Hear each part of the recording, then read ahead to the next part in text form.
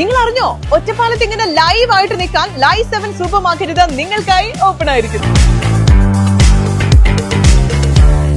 മികച്ച വികസന പ്രവർത്തനങ്ങൾ പഞ്ചായത്തിൽ നടപ്പിലാക്കാൻ ഭരണസമിതിക്ക് കഴിഞ്ഞിട്ടുണ്ടെന്ന് പൂക്കോട്ടുകാവ് പഞ്ചായത്ത് പ്രസിഡന്റ് പി ജയശ്രീ. 5 വർഷ കാലയളവിൽ മികച്ച വികസന പ്രവർത്തനങ്ങൾ പഞ്ചായത്തിൽ നടപ്പിലാക്കാൻ ഭരണസമിതിക്ക് കഴിഞ്ഞിട്ടുണ്ടെന്ന് Pookottukavu panchayat president P Jayasree. Life ഭവന പദ്ധതിയിൽ ഉൾപ്പെട്ട 346 കുടുംബങ്ങൾക്കും വീട് നൽകാൻ കഴിഞ്ഞത് ഭരണ കാലയളവിലെ വികസന മികവാണെന്നും പി ജയശ്രീ പറഞ്ഞു.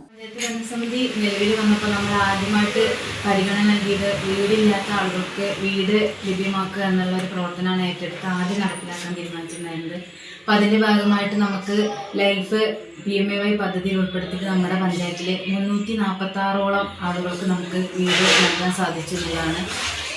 അതാണ് ഏറ്റവും വലിയൊരു പ്രവർത്തനമായിട്ട് നമുക്ക് തോന്നുന്നത്. നമുക്ക് ലൈഫ് ലിസ്റ്റിൽ ഉൾപ്പെട്ടിട്ട് മുഴുവൻ ആളുകൾക്കും വീട് കൊടുക്കാൻ സാധിച്ചിട്ടുണ്ട്.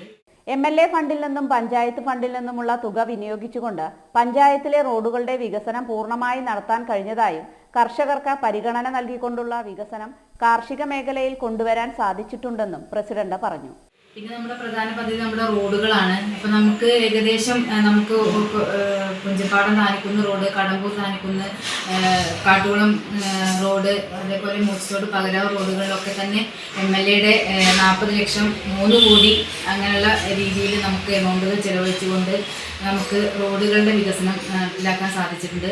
അതേപോലെ തന്നെ പഞ്ചായത്തിലും നമ്മൾ മെയിൻ്റെനൻസ് ഫണ്ട് ഉപയോഗിച്ച് നമുക്ക് ലഭ്യമായിട്ടുള്ള ഫണ്ട് ഉപയോഗിച്ച് 100% നമ്മളുടെ റോഡുകൾ എല്ലാം റീചാർജ് ചെയ്തിട്ട് നമുക്ക് ഗതാഗത യോഗ്യമാക്കാൻ സാധിച്ചിട്ടുണ്ട്. ആരോഗ്യ മേഖലയുടെ മികവിന് വിവിധ അംഗീകാരങ്ങൾ നേടാൻ കഴിഞ്ഞതായും വികസനങ്ങൾ മുൻനിർത്തി സീറ്റ് നില വർദ്ധിപ്പിച്ചതുകൊണ്ട് ഭരണം നിലനിർത്താൻ കഴിയുമെന്നുള്ള ആത്മവിശ്വാസവും പ്രസിഡന്റ് പങ്കുവച്ചു. ചെറിയൊരു പഞ്ചായത്താണ്. ഏകദേശം 17,000-ഓളം ജനസംഖ്യയുള്ള 4,000-ഓളം വീടുകളുള്ള ഒരു പഞ്ചായത്താണ്.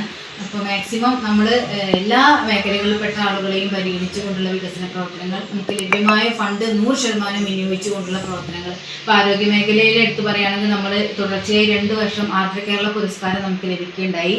അതേപോലെ തന്നെ നാഷണൽ ലെവലിൽ NQS നമുക്ക് കിട്ടുകയുണ്ടായി, കായകൽപ്പ അവാർഡ് നമുക്ക് കിട്ടുകയുണ്ടായി, കമാൻഡ് അവാർഡ് നമുക്ക് കിട്ടുകയുണ്ടായി. അങ്ങനെ പല രീതിയിലുള്ള പ്രവർത്തനങ്ങൾ നമുക്ക് ഏറ്റെടുത്തിട്ട് നമുക്ക് കിട്ടുകയുണ്ടായി. ആ രീതിയിലുള്ള പ്രവർത്തനങ്ങൾ നമ്മുടെ ആരോഗ്യ മേഖലകളിൽ നിന്നും അതേപോലെ തന്നെ ഭരണസമിതിയുടെയും എല്ലാ പിന്തുണയോടും കൂടിയിട്ട് നമുക്ക് ചെയ്യാൻ സാധിച്ചിട്ടുണ്ട് എന്നാണ് പറയാനുള്ളത്. അപ്പം നമ്മുടെ ഈ രീതിയിലുള്ള വികസന പ്രവർത്തനങ്ങളിൽ ഇപ്പോൾ നമുക്ക് ഈ രീതിയിൽ നമുക്ക് ഭരണം നമുക്ക് കിട്ടും എന്നുള്ളത് തന്നെയാണ് പറയാനുള്ളത്. നിലവിൽ സീറ്റുകൾ എണ്ണം കൂടും എന്നാണ് നമ്മുടെ ഈ പ്രവർത്തനത്തിൻ്റെ ഭാഗമായിട്ട് നമുക്ക് പറയാനുള്ളത്.